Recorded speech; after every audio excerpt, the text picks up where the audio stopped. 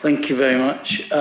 First of all, as just a little bit of housekeeping, can people, those of us in the room, and there are currently 6 of us, well, 7 plus Lucy, can we remember to turn on your mics when speaking so that people will be able to hear all of the many people on the screen?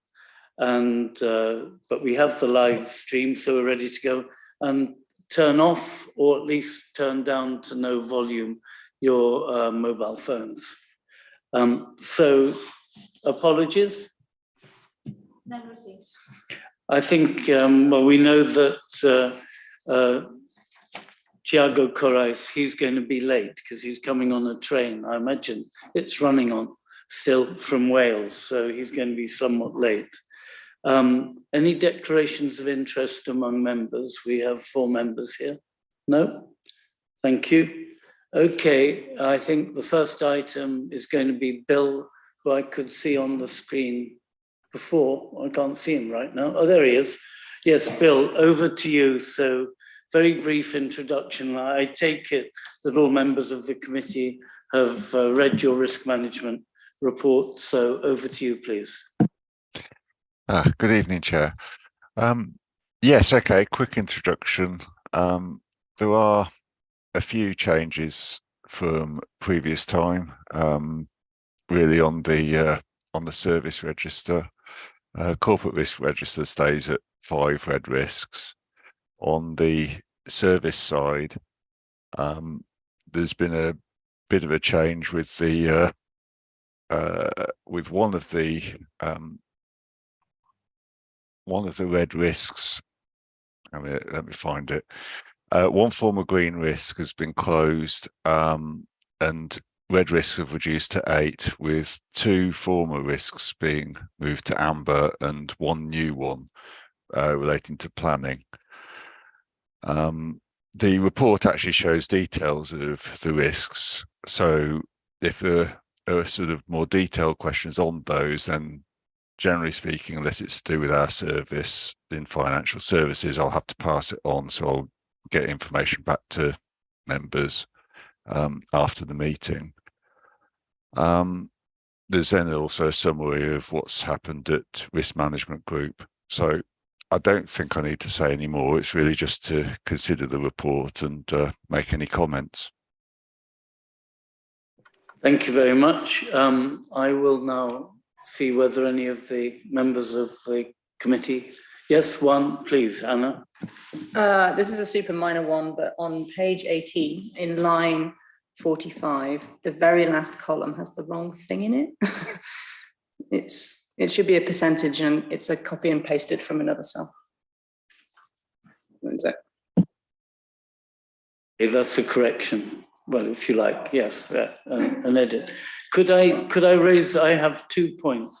One, which is on, I run off a hard copy for myself. On page 13, under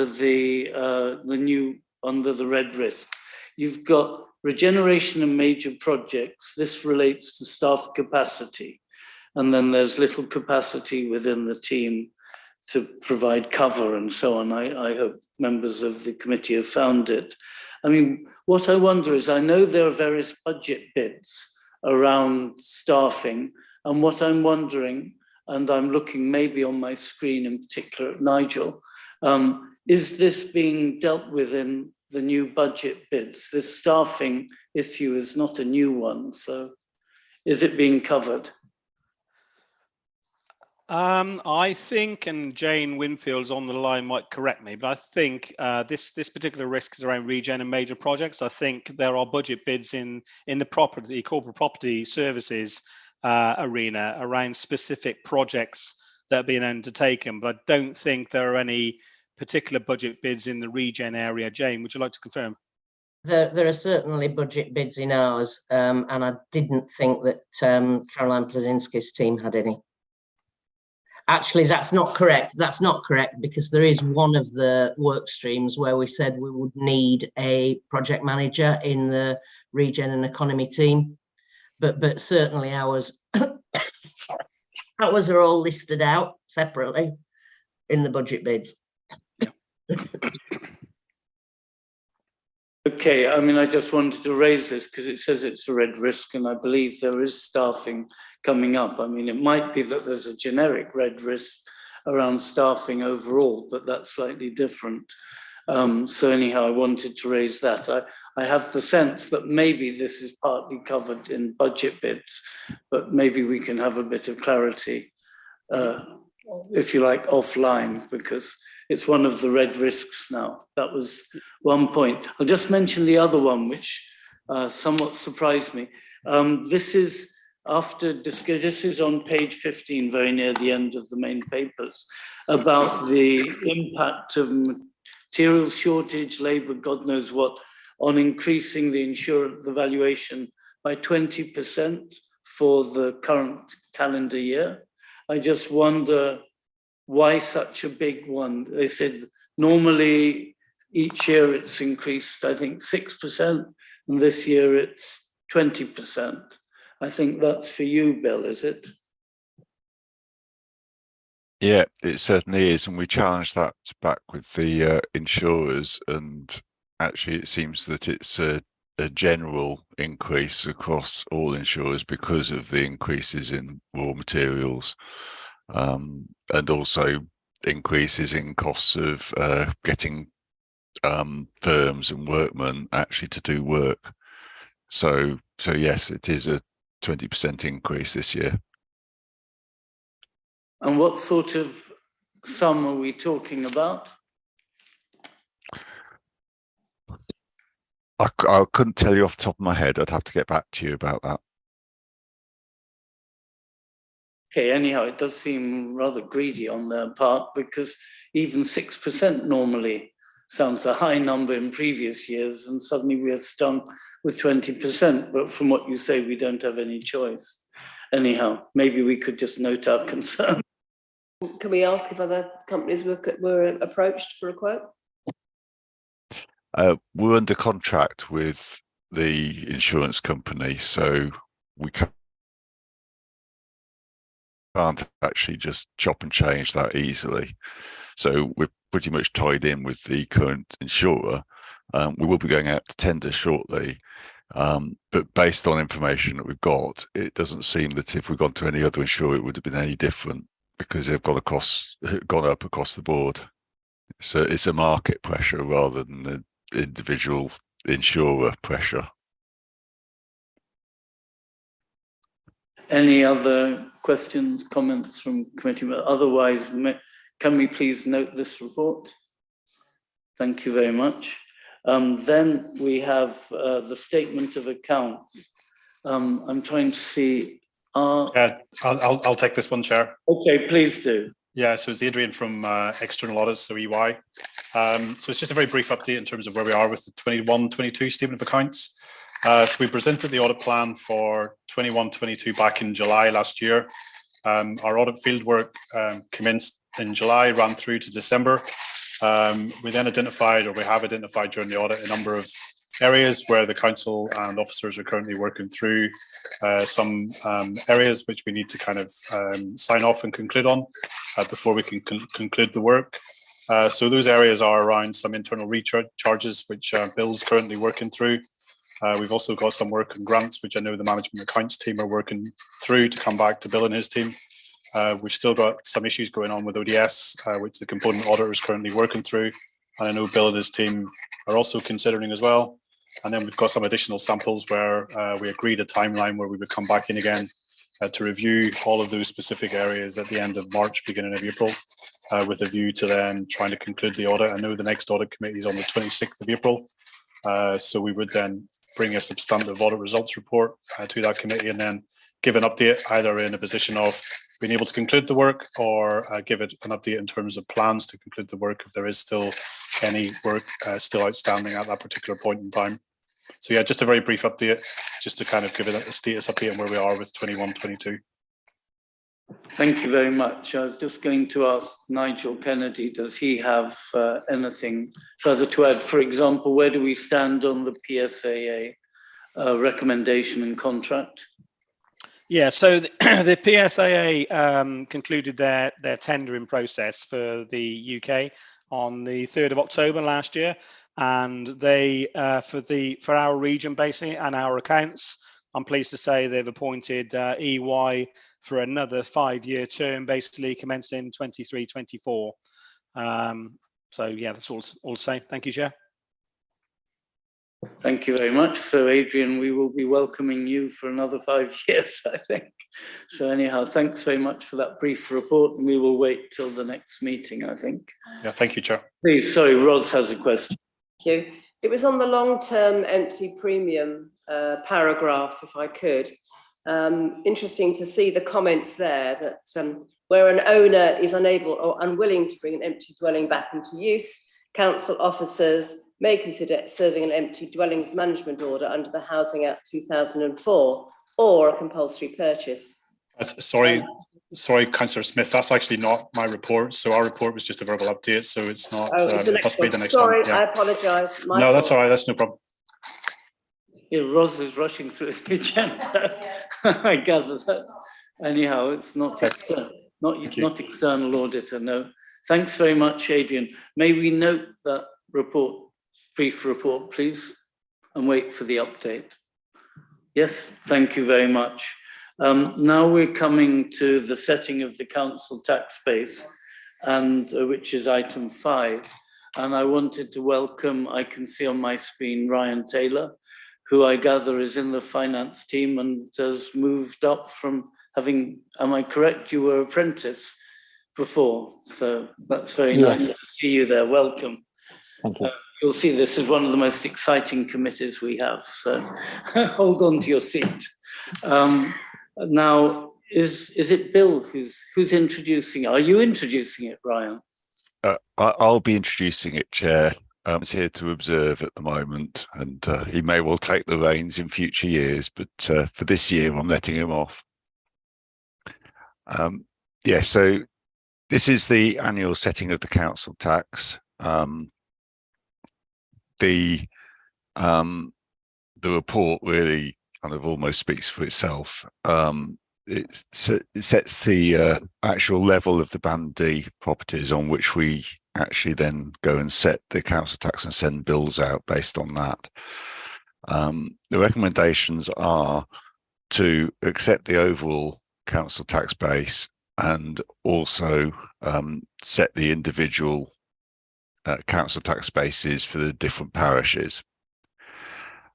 Within the report, it actually goes through a few of the details as to how we've got to those figures.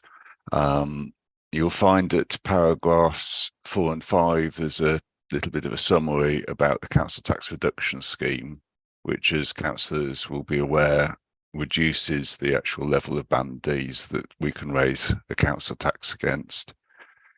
And then paragraph 6 kind of summarises the sort of process for actually calculating the council tax base, looking at, obviously starting off with a number of dwellings and then going through exemptions and discounts, disability reductions, long-term empty premium, which I have a feeling there might be a question on later, and various discretionary elements like to some extent number of new properties built, because that's an estimate at the moment, and then allowance for non-collection, which we've been assessing what our collection rates are, and at the moment we believe that 98% collection is still appropriate for this year.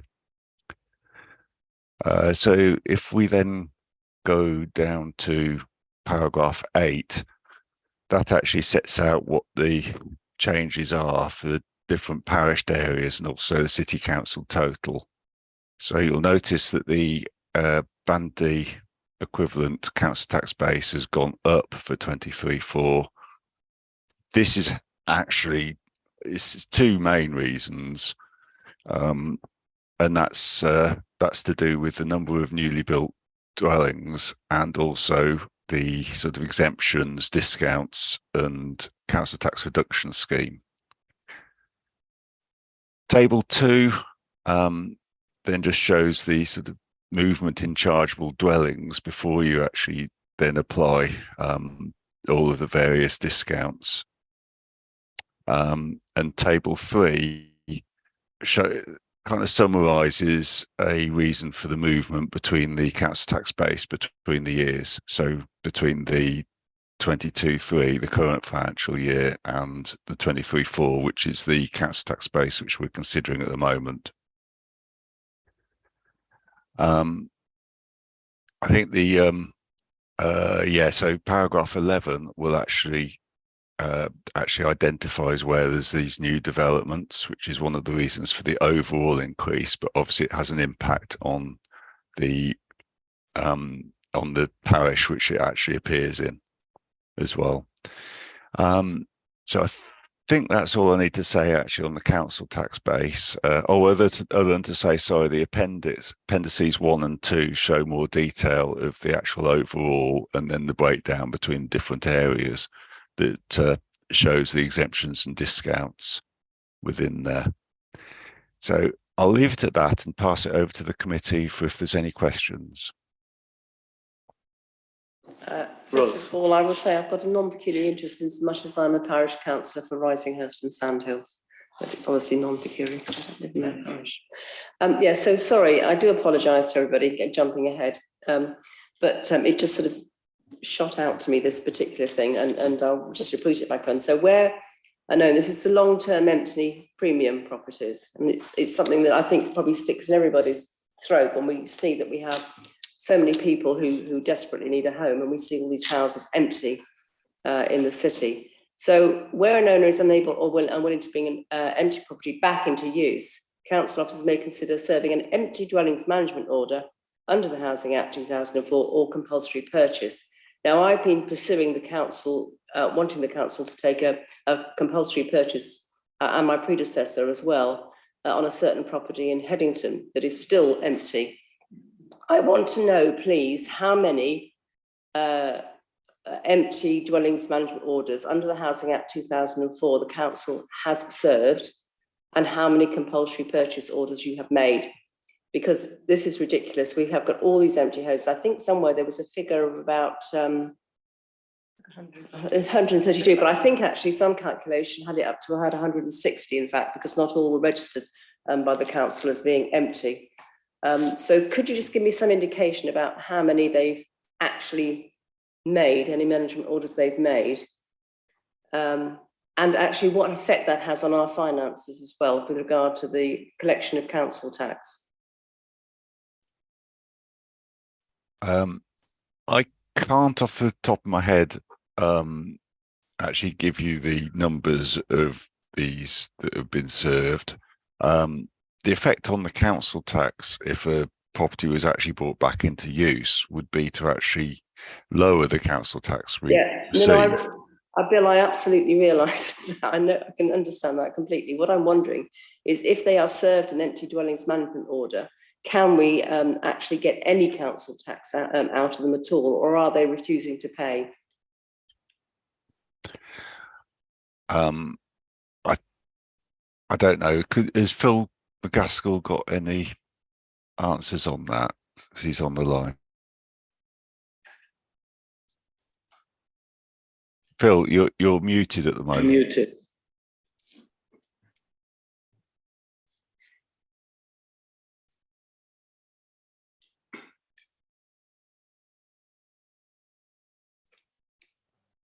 So what I want to know is if we've got this 200% premium that we agreed to charge. Yes. Are we getting that 200% premium or not? Yes, we do. We managed to collect that quite regularly. I think the last time I checked, I think it was in the region of 90% of the people who get charged the premium pay it. I think when we look at the premium, we look at the houses that are within that premium bracket.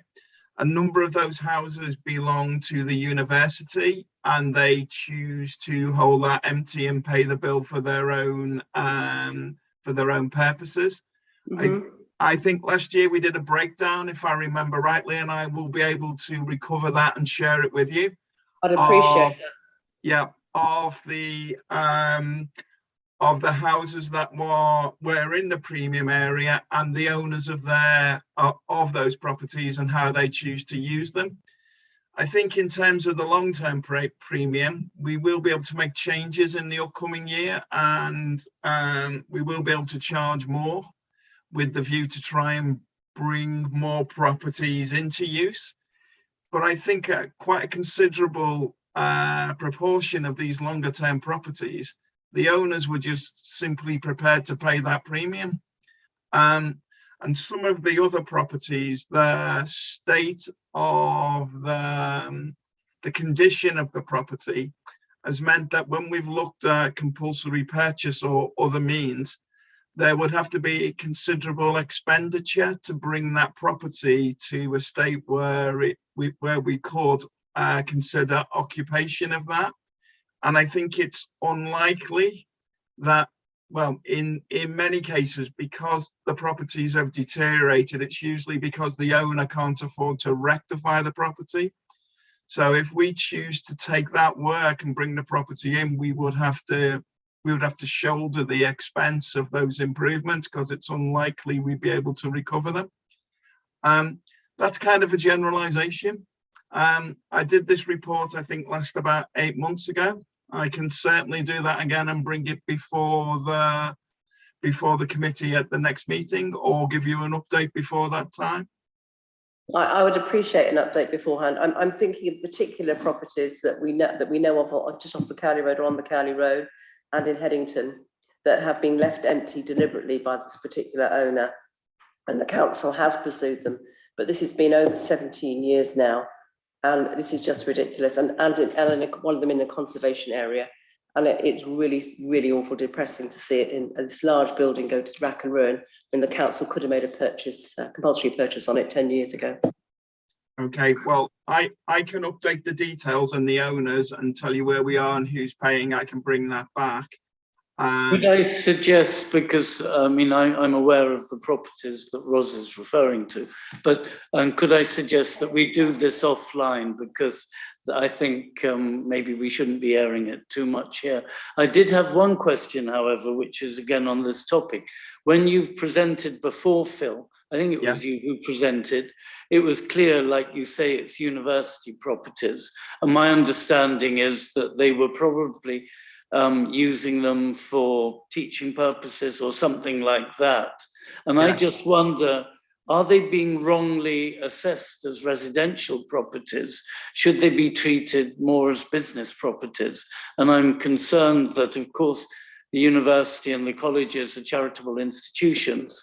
And I just wonder whether we may end up with them not being liable to any business rates, council tax, whatever it is.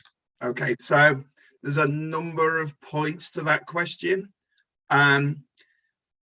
Just because we don't charge council tax will be based on whether it's a person's, as an occupied property, will be based on whether it's a person's sole or main residence. So we can still consider that property to be domestic without it being somebody's sole or main residence. And the valuation office, when they look at a decision about whether a property should be on the domestic list or the commercial list, they will consider what the next owner is likely to use that property as. Now, this is kind of a moot question because the universities would never sell or don't appear to ever want to move those properties along.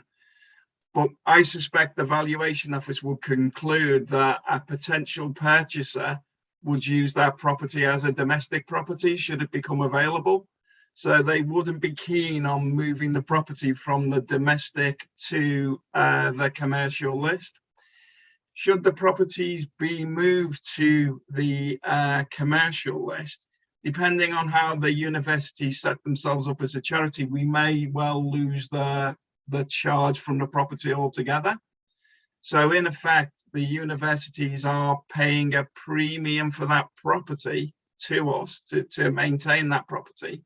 That type of property, I think, will never come on the market. And I think maybe that's where we need to make the distinction between properties which are going to sit there unoccupied from a council tax point of view, but are actually in physical use, rather than the properties which have been left empty for commercial purposes for maybe gain, or maybe where the owner just simply can't afford to do the repair. So when I do the breakdown, I'll look at separating out the different types of owner and why I think they are leaving them empty. Thank you very much, Phil. I think, yes, it'd be good maybe to have the breakdown for this committee, but not for discussion right now. Thank you, Chair. Just a couple of comments and then questions. The first is really to commend council officers in having a 98% collection rate. That's pretty extraordinary, and I think it's worth noting and commending the work that's been done in years gone by and continues to be done. The second is really just that I'm proud to continue to be in a council where we're one of the few councils in the country who have not reduced the exemptions and discounts for those on the lowest pay, and I'm proud to continue to be part of a council where that is the case. The final question really is around the long-term empty premiums. I think I asked it last year, and I really just want to know whether it's changed at all or not. In that, is there an opportunity to one, increase the premium, and secondly, is there a way of getting to the higher premium quicker than currently? Thank you. I think that's for you, Phil, again. Mute yourself. Computer isn't enjoying this. There are some provisions to change the speed at which a property becomes considered to be a long-term empty property. It's going to be reduced down from 2 years down to 1. And there are also further premiums on the horizon, whereby we will be allowed to increase the premium. So the premiums will change from to be 200% after 1 year to, I think, 300% after 2 years, with a view to going to 500% after 10. So those changes are coming in, and those people who leave properties empty for longer will be more heavily penalised. Thanks, Phil. Do we just have a time frame around that? Do we know? I didn't come prepared with it, but if you give me a moment, I'll go back and have a look. Maybe you can tell us, again, when you prepare the note about the empty properties, you can maybe attach that information. No, absolutely. I can certainly do that with the empty properties, and I can probably go to my records and pull up the dates. So I will do that while we carry on the conversation. Thank you very much. Anna. Sorry, I also have a question about this, which is how does the city actually find out about empty properties, and like how robust is this? And, how many do we think we don't have registered?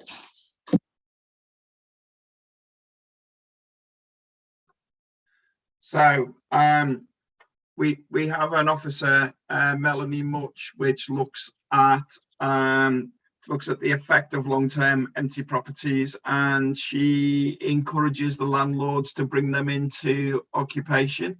I also have an inspection officer as part of the council tax team, and we inspect properties regularly. We also run rolling surveys where we will write out to people to check that their discounts and exemptions are correct. So there's a number of fronts where we can explore this, but one of the issues that we do have is that if a property does look occupied or is being used as a second home and people are in and out of that property and live elsewhere, it's very difficult without that person telling us to be able to ascertain from the outside where that person's sole or main residence may be. Thank you very much. May I jump on slightly? I just am interested on page 29, where you describe the different bands and so on, and the number of dwellings that are exempt. I was struck that in the highest band, band H, just over 1/3 are exempt. Now, I assume this is connected with the university, but maybe you could clarify, because that's the highest tax-paying band and the highest proportion exempt. Yes, I I think your observation is true. The larger houses tend to be purchased up by the colleges and used as halls of residence for the students. And they tend to fall under exemption class M. So the larger the property in the university area, the more interest there is, I think, from the universities in taking those properties and using them to occupy students. Thank you. I mean, that sounds logical. Are there any other questions, or may we proceed to agree with these recommendations for the new tax base and the tax levels? Yes, I can see lots of nodding, so thank you very much. That is approved. So now we come on the internal audit progress report. And I assume, I mean, Greg may be online, but I assume you, Yasmin, are going to be introducing it. Thank you, Chair. So I'll go through the progress report to start with, and Max will cover the follow-up and the income generation report, which is part of a confidential session. Starting with progress, so we're presenting the following audit reports. We've got sickness absence management, treasury management, NNDR and business rates pooling, income generation, and the follow-up report. We have the following audit reviews that are currently in progress, and we'll present them at the next audit committee. So it might be a slightly heavy quarter for April. So that's cybersecurity, housing rents, change program, planned maintenance, enforcement restructure, and contract management. We're also starting on the planning process for 23-24's internal audit plan, and we should have the draft plan with you for the next audit committee as well. I'm happy to move on to just the overview of the reports, Chair. No, that's fine. I think, yes, Yeah. in the interest of getting on with it. Thank you. Okay. So I'll start with the sickness absence and management review. That was a moderate on both design and effectiveness. We looked at the arrangements of managing sickness absence within the council, and whether sickness is managed in line with guidance. We reviewed 15 episodes of staff sickness to assess the data was recorded correctly within iTrent, and also looked at long-term sickness cases as well. In terms of good practice, there was adequate guidance in place in terms of attendance of management policy, outlined the roles and responsibilities of employees and how to record sickness absence in line with policies, and there was a good step-by-step guidance in place as well. Managers that we interviewed, they generally had the consensus that they received sufficient support on sickness absence management from the people team as well, which was good. If I can move on to the findings. For finding one, we reviewed 15 sickness absence cases. There was no evidence or records of a return to work meeting for 9 of these sickness absence cases. 3 of these were long-term sicknesses as well, so we'd expect to have the evidence in place. Also, as part of the guidance, there's the use of word promptly in there. There's no kind of dedicated time scales in terms of when the return to work meeting should be taking place when an individual returns back from sick leave. For finding 2, we looked at medical notes as well as part of our testing, especially where sickness lasted for more than 7 working days. We found that there was medical notes available for 2 instances, and it didn't cover the entire period of absences either. Moving on to finding 3, sickness absence end dates were not input into the iTrent system in a timely manner. 8 of the 15 cases reviewed, it was a case for 18, 8 of those cases, and this resulted in payment adjustments in the following month rather than the month it should have been when they returned. And the final finding was around, there's various issues around iTrent of not having narrative boxes in place, so there's limited amounts of detail that they can add in, and that's something that they're looking to pursue in the next procurement process for a new system. Any questions on sickness absence? Before questions, I hope Helen Bishop's online, and since there are several of your recommendations where the management response was not agreed, I just wonder whether Helen could come back and justify that, and then maybe hear from you, Yasmin, if you still disagree with their disagreement. Okay. Thank you. Helen? Hi, good evening, everybody. So just to say that also my colleague Gail Malkin is also on the call, and Gail is the head of people. So, but yes, so just to say that I guess to this and to the other recommendation, just to give a general overview, that we're trying to shift the culture of leadership in the organisation to one where we've got leaders and managers who are accountable for creating an environment where they've got high performing, high capability and an engaged workforce. And I think part of that is about having accountability and ownership on all aspects of performance management. And I think that attendance management sits right in the middle of all of that. And so in respect of these recommendations, I think that moves us away from the HR team being the enforcer, more rather the supporter and the advisor and guider. So that we want to create a situation where we've got leaders and managers that are doing the right thing rather than us coming along afterwards, shutting the gate. So with that in mind, I think that's why we have said no to some of the stuff where it's like, can you go back and just check what's happening with these, because that feels very historic, and why we want to focus on making sure that we're giving people the right tools and skill set to do the right thing in the first place. The other thing which I think I would like to say is that since doing this, we've also ratcheted up our governance of attendance management. So that we're making sure, I mean, we've recently taken a report to our own corporate management team, actually it was this week, and one of the recommendations coming out of that is that we want to make sure that we've got much more leadership oversight at a case level with service managers right the way through to heads of service, and how they then report into directors and then back to corporate management team. And I think that speaks to how we want to make sure we're developing roles and accountability within our leadership team. So that's really the backdrop to why we've sort of pushed back on those two particular recommendations, and wanting to make sure that we're embracing the right sort of behaviour and placing it in the right in the leadership sphere rather than in the actions of the people team. I don't know, Gail, if I've explained that adequately, or if you want to add anything. No, I think that's a good summary. I just add one thing, which is I have to think about how to best deploy the resources that I've got.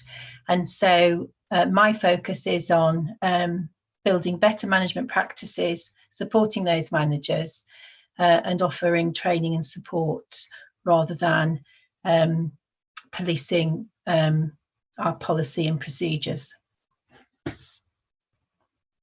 Do you have any comeback on that, Yasmin? I think it's good that I guess the ownership is more within leadership, and it's moving away from HR to manage that process, which is good. And I guess it's a good thing that you're managing it kind of more in-house within your team, more on an operational basis.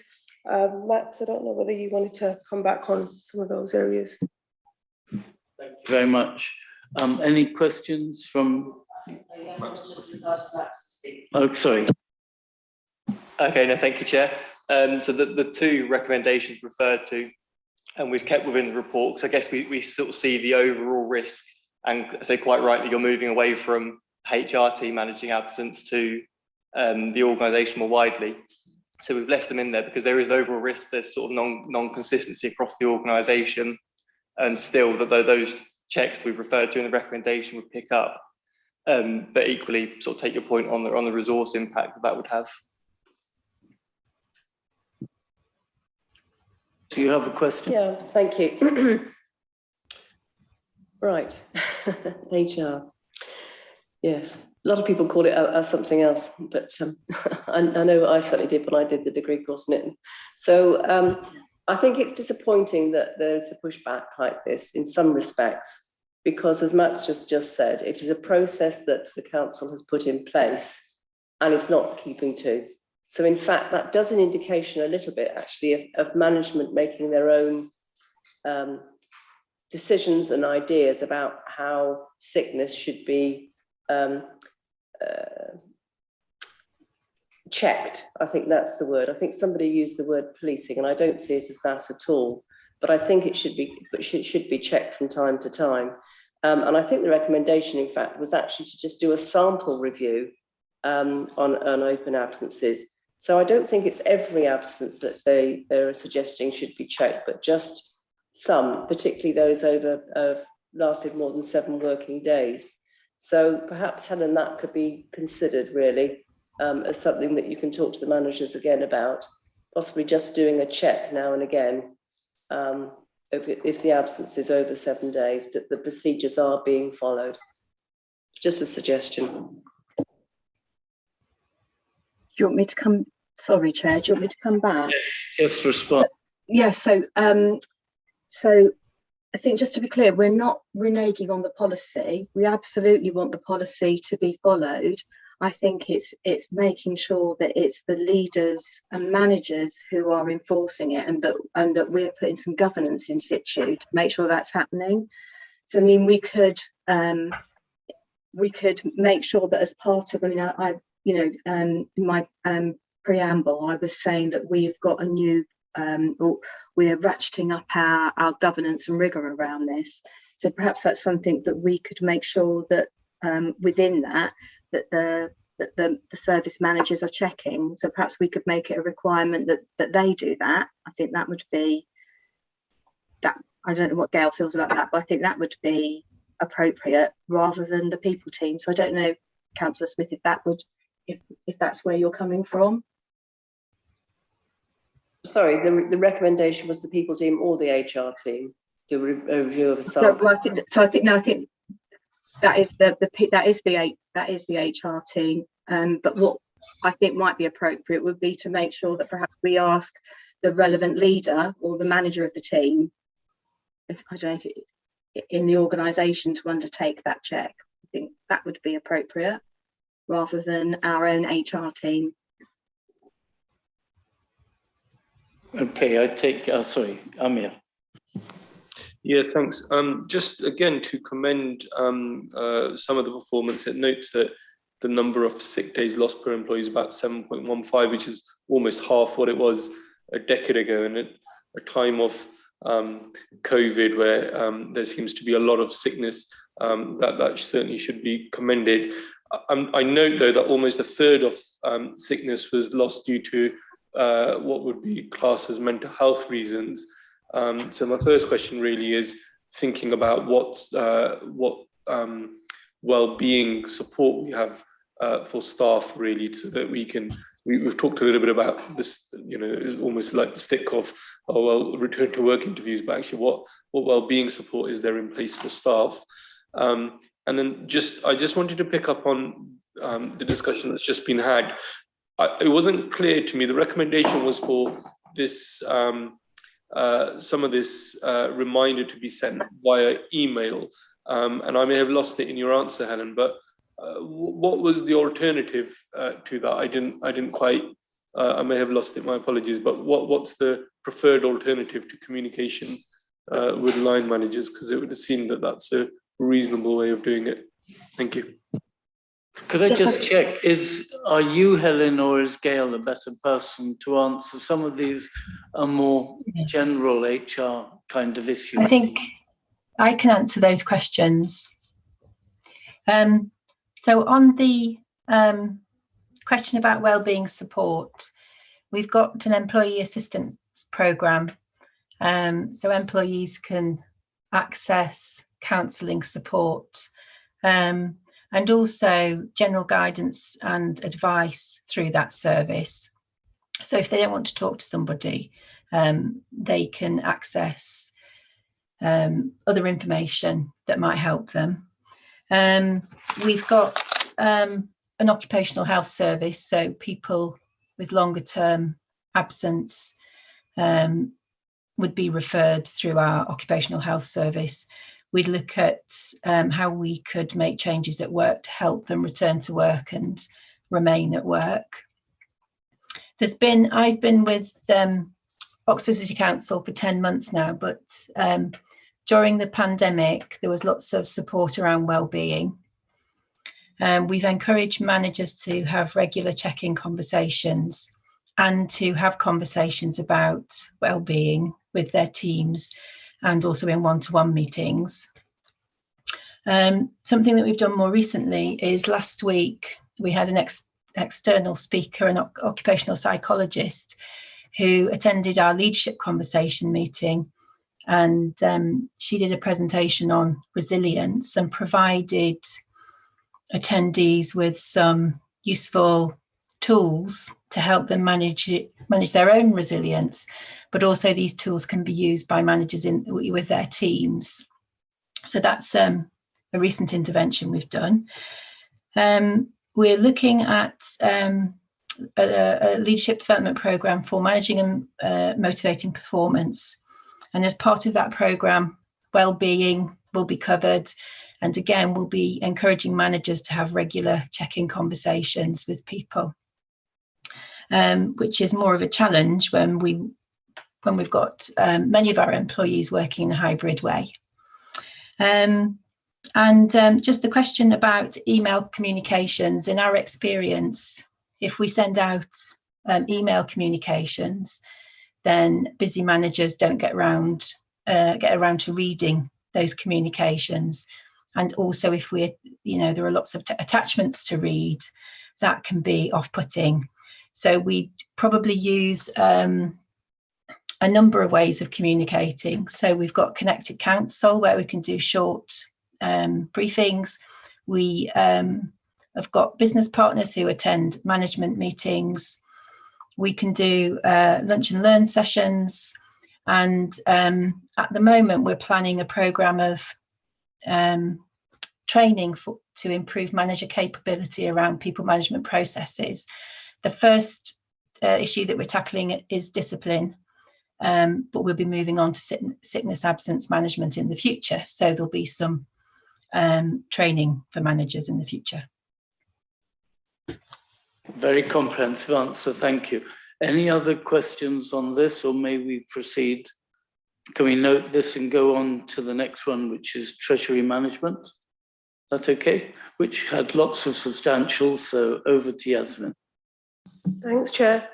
So the treasury management was a substantial on both design and effectiveness. We looked at the treasury management strategy, whether it was approved by the Cabinet. We also tested 5 investment and 6 borrowing transactions to assess whether they were processing in accordance with the limits set in the treasury management strategy, and there were appropriate levels of approval. Overall, as you mentioned, Chair, this was a very positive report. Just noting on some of the good practice, when we looked at the 5 investments and the MMF transactions, there was appropriate separation of duties maintained between the dealer and the officer processing the payment to the counterparties. Investment transactions reviewed were within the counterparty limits set by the link group as well. And there was, however, one instance identified where an MMF was recorded against the incorrect counterparty on the loans list. That was for a value of 7.46 million, and it had been recorded against the wrong fund on the loans list, which created a risk of future trading with that fund, which can exceed the counterparty limit. But when we checked, this was still within the limit, so we didn't pose any issues as such. The treasury management performance was reported to the Finance and Performance Panel as well twice a year in accordance with the Prudential Code. And an annual report, mid-year report, was provided good, clear information to the panel on performance as well. So more good practice on this one rather than any sort of issues. So well done on that. And I think it's the case every year where the Treasury Management report is pretty substantial each time. So I'll stop there for any questions. Thank you. I see Nigel has his hand up. Thanks. Yeah, no, I just want to come off the back at what Yasmin said. Basically, this is about the 2nd or 3rd year in a row that we've had substantive in both of these areas. And it's testament to Bill and the financial accounting team. Basically, this is a really high area of risk. And if we get this wrong, basically, then it could have serious repercussions and implications. given the amounts of money that we're actually dealing with on a day-to-day basis. So, I echo Yasmin's comments in terms of, Bill and the team in leading on this, actually. Yes, thank you very much. Any question? I have a very pedantic one, but you often use, I mean, elsewhere in the report, but I had to search quite a bit to find what MMF meant. All I could suggest is, if possible, every so often, if you're using acronyms like that, maybe you could remind the reader like myself, who doesn't carry these in his head, what actually MMF means. It's money management funds, is that correct? It's money market fund, Chair. Okay, anyhow, just again, there are a lot of acronyms in all these reports. That was all. And maybe I'm addressing it to Yasmin, I don't know, but it's good to remind us what we're talking about. But maybe note this and commend it. Commend the team, commend you for being substantial many years running. Well done. Let's go on now to the next one, which is on, I'm just trying to find it, I've been turning over my pages. NNDR, I can't even remember what that means, and business rates pooling. Who's going to, you again, please? Yeah, I'm afraid it's me again. So this was a substantial on design and moderate on effectiveness. This is one of our cyclical reviews we complete as part of the finance reviews. And we looked at the council policies and procedures for managing NNDR valuations, billing and discounts. We undertook a sample-based testing on 15 commercial properties and assessed whether occupiers were billed accurately and timely. And we also looked at 10 commercial properties where reliefs and exemptions were applied and whether these were applied correctly. In terms of good practice, the council has a page on the website which provides information and explanatory notes on NNDR billing and the types of exemptions and reliefs available to businesses. We reviewed 15 new NNDR liabilities between April and September, where the occupier of the property had changed in the year, and found that in all instances the new occupier had been billed on the day the council became aware of the change. The counter-fraud team also use a system called Destin to provide ongoing monitoring of occupiers receiving small business rates relief and retail relief to confirm they remain eligible, and that's done on a periodic basis, and it's uploaded onto the council systems as well.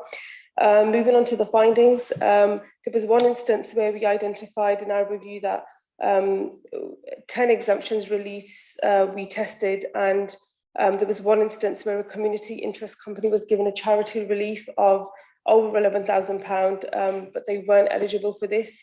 And there was one occupier who was eligible for relief for over £1,000, but this wasn't applied. And there were also 5 instances where charity relief was applied, but there was no evidence that the officer had confirmed that the occupier was a registered charity. So there's some areas of processes that need tightening on that. And finding 2, the procedure notes to the support staff, they were outdated. So we recommended that these get updated, especially where they were referring to the previous system. Now we've got Civica in place. I think those are the main 2 medium findings. I'll stop there for any questions, comments.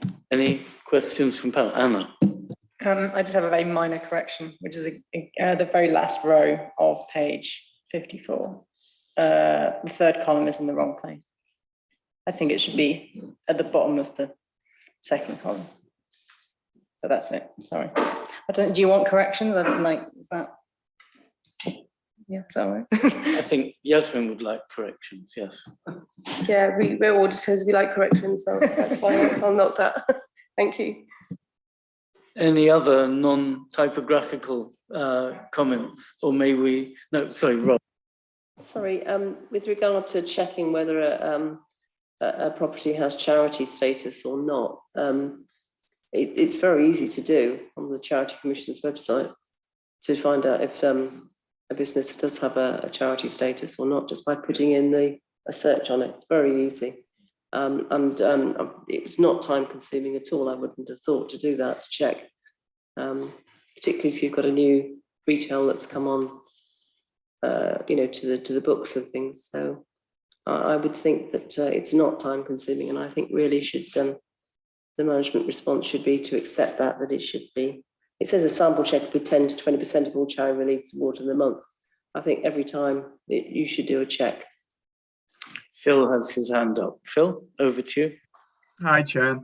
We have accepted the recommendations from Yasmin and from Max on this subject. We do have a process, we do have a procedure where the charities register should be checked on every occasion. Okay, good. We've looked at why that situation failed, and the people who were loading the charity, loading the discounts on. We've looked at the process. We've had our resources stretched a little with grants, and we used some people within our team who were less familiar with the charity process than the others, and it appears that they got a little confused around our process. So we've cleared up that process to make sure that it can't happen again. And we've retrained the officers that made the error that led to the charitable relief register not being checked. Sorry, thank you. That seems very good response. Any other questions, comments? Anna? This is not on this section of the report, but like corrections for the wider one. Can I do those now, or do you want them at the end? Okay. Are they important corrections, or can they be maybe emailed? I can email them, that's fine. I mean, are they important or? Well, not really. Depends how, yeah, that's fine. They're sort of, yeah, they're sort of trivial ones, yeah. Any other questions, comments? May we note and thank this item and proceed now to the follow-up to the recommendations, agenda item 7. Is it over? Thank you, Chair. That'll be me presenting this one. So I'll be presenting the next 2 BDO reports, so I'll stop after the follow-up and take any questions before moving on to the income generation report.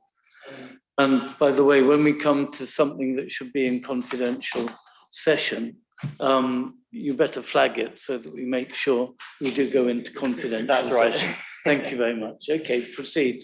Okay, thank you, Chair. So for this audit committee, we've followed up on 11 recommendations from previous audits. And I think the outlook generally was quite positive in that 9 of the 11 have been completed, with the remaining 2, which were high recommendations before, being moved down to medium because we saw evidence that some work could be done towards the implementation of that recommendation. So of these 9 that have been completed, 8 of those relate to the private rented sector review. And the key process they've introduced is a centralisation of their file structure to ensure that all documentation from both tenants and landlords are saved in a central repository for future use. In addition to that, the remaining recommendation from the business continuity and disaster recovery audit, which was a medium recommendation, has also been completed. And that's through the production of a disaster recovery plan that's been approved by the relevant committee. So I'll take any questions on any of those complete or incomplete recommendations at this point. Don't see any questions. Please proceed. I think it's fairly clear. Thanks. Thank you, Chair. So moving on to the income generation part. I think there's part of it moves into a confidential session, but I'll cover the rest as part of this session, Chair. So we provided limited assurance on both the control design and the effectiveness for this review. And that's principally driven by the 7 recommendations we've raised, of which 3 were high, 2 were medium, and 2 were low. So a significant part of this review involved testing a large sample, which was almost 20% of the council's portfolio of commercial properties, to assess effectively whether rent was being charged and collected correctly. And within this, we identified 4 cases which are detailed in the report, where the tenant was underbilled to quite a significant amount. And this was partly driven, well, for different reasons, actually, as you'll see in the report, where in some instances it was because of a change note, which is used as a communication tool to the income team to change the billing, wasn't completed or sent over correctly. And in the other large case, it was because a tenant's account was put on hold for billing. It's important to note that in both of these cases, the tenant has been subsequently billed, and in the first instance, I understand the full income has been collected as well, which was over £1 million.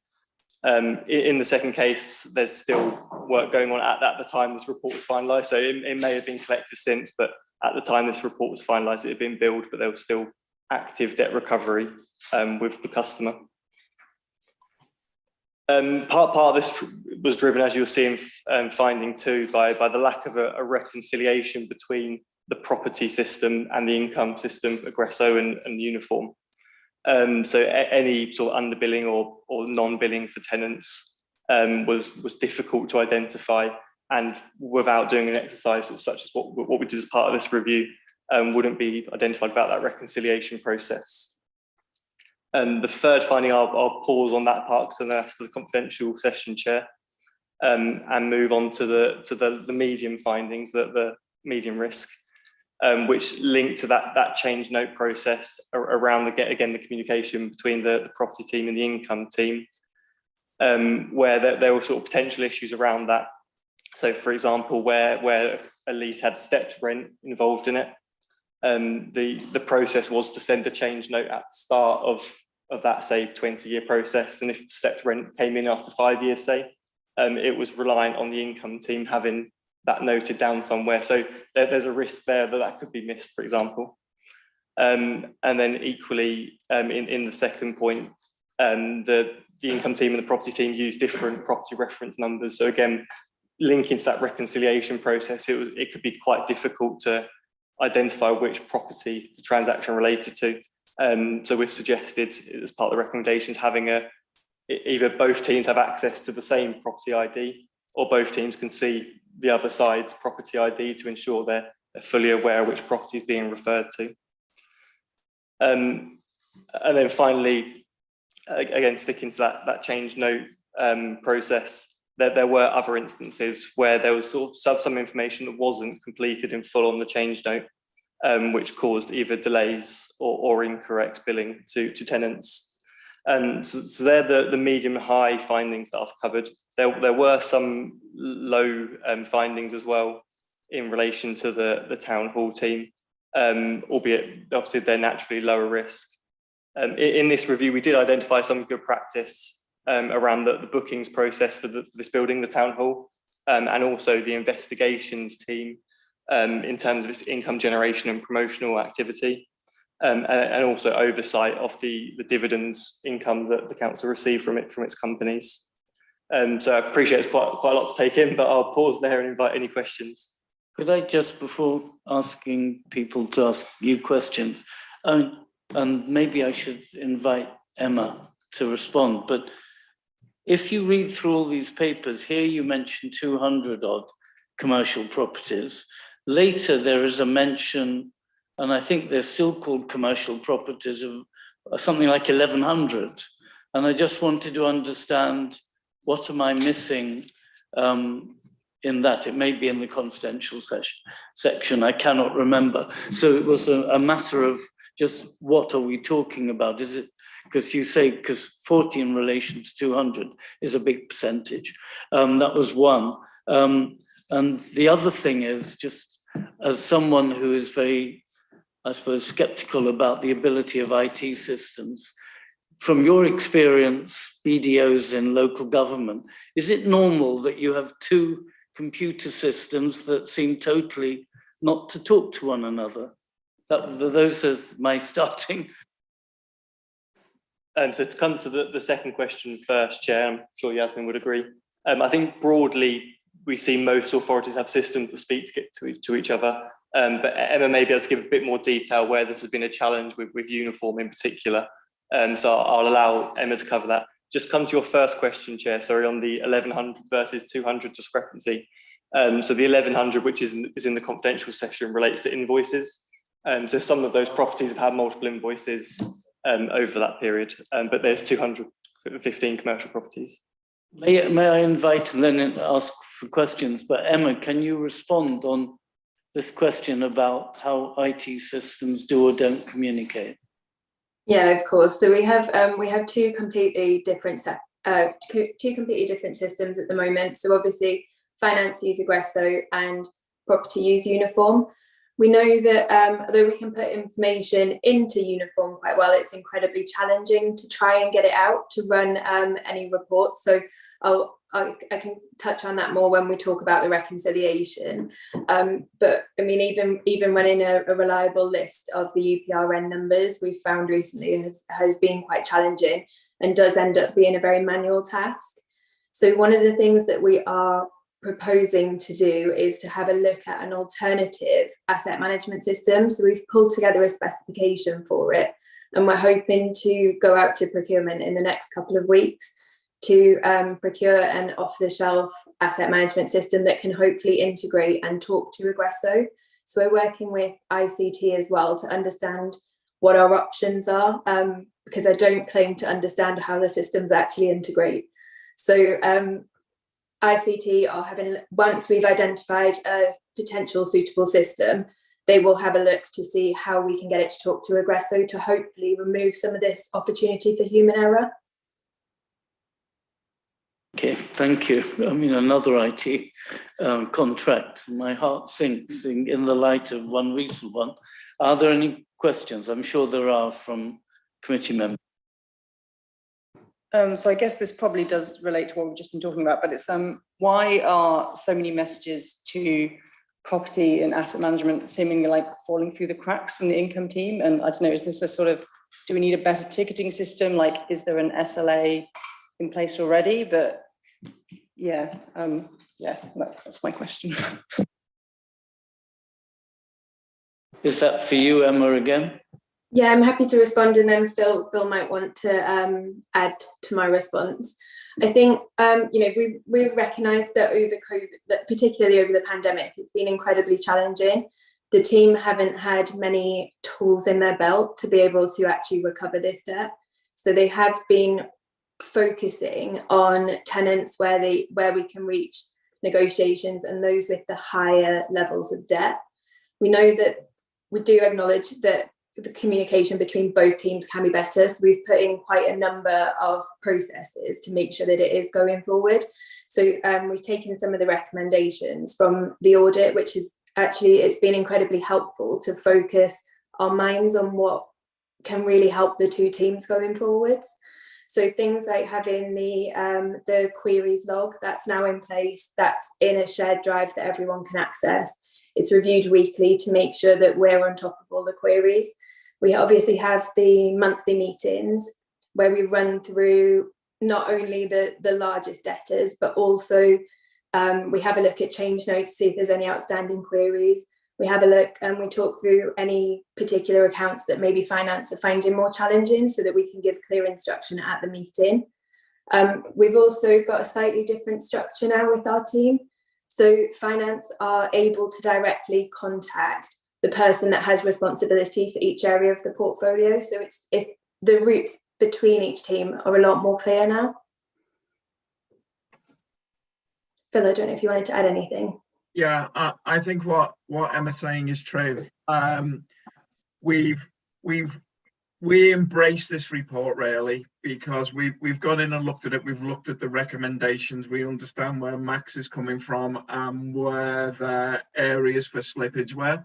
Going back to Emma's basic point is that we have two systems that don't talk very well to one another. And they record information and they show and display information in a different manner. And it makes it difficult for people who are looking at the changes. And some of the change notes and some of the information is quite complex. And some of the structures around the leasehold agreements are quite complex. There was room for improvement in our process and how our teams work closely together. Emma, myself, and Jane and her team, we've been working probably pre to Max's report to try and close and try and improve in some of these areas and bring us closer together. The new asset management system, if it is able to connect and we can look at the same files across both areas, is going to bring massive improvement. The last month or so, we've explored what Uniform delivers, we've explored what Aggresso delivers, and we've been able to find some improvements based on the actual systems that we have already. We've looked at the reconciliation work, and we've been able to bring that closer together, and we've narrowed down the areas of where we have things that don't match, and we're looking at processes to improve them. So we've embraced the report that Max and Yasmin have produced. We've looked at that to see how we can bring the improvements, bring the two teams closer together, and the improvements in the IT processing are going to help us further. And we've got monthly, fortnightly meetings. We've got new spreadsheets that look at the information in different manners. So we're always going to be vulnerable to that manual aspect that we've got while the two systems don't speak to one another. But we've closed down our processes to make the chances of an account or a change slipping through much more remote than what they were previously. Thank you very much. I can see that Jane has her hand up, and then I'll go to the councillors. Jane? Yeah, I mean, sorry, I've got the lurgy, so I hope I get through this.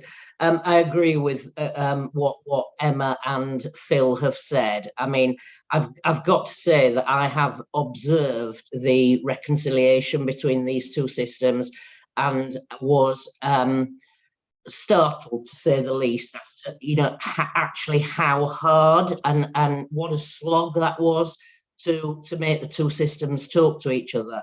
I think that both Phil's team and Emma's team, you know, had spotted that we've got issues around this piece of work before this audit, you know, not just around the systems, but also around the capacity for human error, and the ability for Phil's team to actually be able to understand some of the really complex deal structures that we're now putting in place. You know, our proposal for a new system is that it will be a property-based system, not just to deal with issues like this, but many of the other asset management issues that we have out there.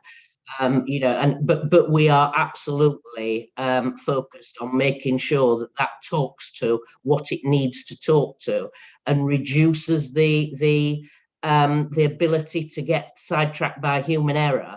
And I think that the processes and the meetings that have been put in place actually have brought the two teams together, you know, as one, to really focus on a solutions-based approach now. So there have been some real positives in my mind from this audit. Thank you very much. I'm going to invite Amir, then Ros, and then Anna. Thank you, Chair. I'll be honest, I don't remember which bits of the information are in the confidential report and which are not, so I'll be careful with not saying too much in my question. But could I just ask, I take that point because we are moving sort of seamlessly into the next session. Is there any objection, I'm going to ask Lucy behind, of us going now into confidential session? Chair, if you feel that you're going to move over to that, then I would invite you to confidential session.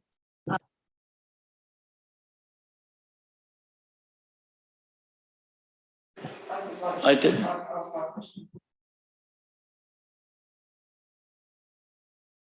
Thank you. First, a comment. I admire anybody that tries to deal with two systems that are not talking to each other, and it must be so frustrating for you. I wonder how long this has been going on. Somebody mentioned that it's not been a new thing.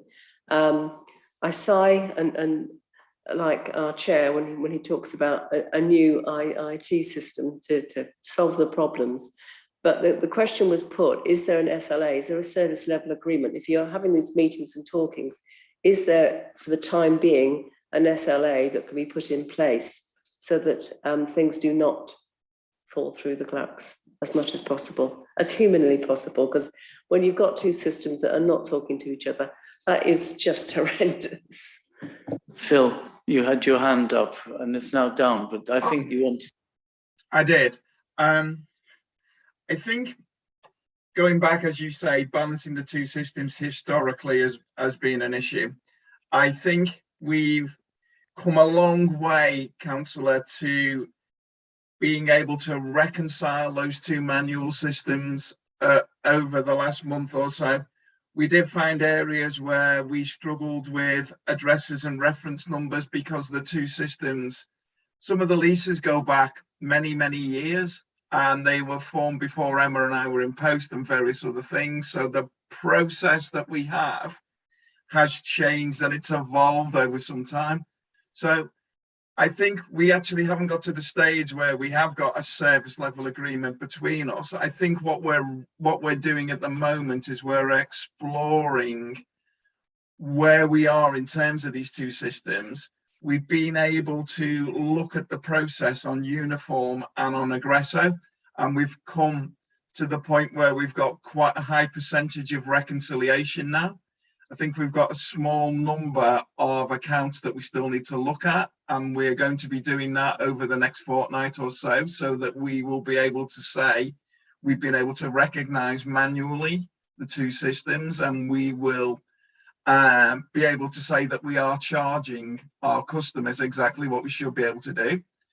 We've cleared up the main accounts that came out of the report. We've been through them individually. We've checked that we are receiving payments or that we have a structure into place. The interesting thing about the service level agreement is that if we were to go and look at maybe forming one now, we would have to review that maybe in about 3 to 6 months' time when we come in with the new system. So maybe it's something we should be thinking about now with a view to moving that forward. Thank you. Did you say a new system within 3 to 6 months? I really don't. I think that's a very ambitious wish. I really do. I think that's Emma and Jane's wish. I don't know. I don't wish to speak for you, but I think you're quite hopeful around that situation. I'm sure you are. But given the record of IT, I mean, marvelous as they are, I really don't think you'll get the new system up and running and actually doing what you need it to do for all of you to stop your frustration. Could I just say, in practice, taking this forward, I know you've got your hand up, Jane, and you're going to answer, but I was going to say, this seems to me an issue that should come back to the committee rather than, it seems to be getting somewhat close to some kind of potential solution. I mean, clearly the audit has been incredibly helpful, but I would like to suggest, would it be realistic? Our next meeting is in about 3 months' time. Would it be realistic, especially since you've just become hostage to fortune with your 3-month timeline? Can we have a report back in 3 months' time, please? Yeah, Councillor, that was our plan. We're planning to complete our reconciliations and to put more processes in place. And our plan was to come back to you in 3 months' time with the update of how far we've been able to progress. Is that the sort of thing you were going to say, Jane? Well, yes, it was. I was also going to say, if I personally was going to go and buy an asset management system, I would be confident I could do it in 3 to 6 months. I would not, however, have the systems that we've already got that I needed to interface with, and I think that's probably the bit that will that's where the risk is making sure that IT have got the capacity to help us with that, because that's where I see the risk, is the interface. Thank you very much. I mean, and Annie, is this still, before we go, confidential? Thank you. Yeah, so bearing in mind that, there will be a gap between any new system and this one, it's a sort of reasonably technical question about what the format of these change notes is and whether we can sort of format them to make people doing the right thing as easy as possible. Having the property ID from both the systems, you have to put both of them in, that kind of thing. Emma's going to answer. Yeah, I'm happy to respond on that one. So we are trying to tighten up all of our processes the best we can now before we get this new system in. So, for example, on the change notes, we've provided the team with a list of the UPRN numbers and all of the Aggresso numbers in one table, so that they can read across easily and take out all the numbers that they need and make sure that they complete the change note appropriately. Where we have the more you know, the change note is a standard form. It is fine for a standard rent review, new letting, things like that. But where we have a more complex transaction, we are also going to, rather than just relying on finance, updating Aggresso. And it's a little bit unfair to just expect finance to definitely get that right on these more complicated transactions. The surveyor that's undertaking that transaction will work with whoever in Phil's team is inputting it into Aggresso. The ideal scenario that we'll get to is that the surveyors can input the details of any new deal themselves on the system, and that will track through to Aggresso. But I'm saying that with no knowledge of ICT, so we'll need to make sure that we're able to do that. Thank you. I'm going to suggest, unless there are some more general questions now, can we proceed to go to confidential session? We do have a confidential annex, and I'm looking at the agenda, and I know we have to go through a process now. It's necessary for us as a committee to pass a resolution in accordance with the provisions of section 100A(4) of the Local Government Act 1972. It says specifying the grounds on which the presence of the public would involve the likely disclosure of exempt information as described in specific paragraphs of Part 1 and Schedule 12A of the Act. I mean, basically, you all have it on your agenda sheets. May I have the approval of the committee to proceed now into confidential session? Yes. Well, I take it as everyone says yes.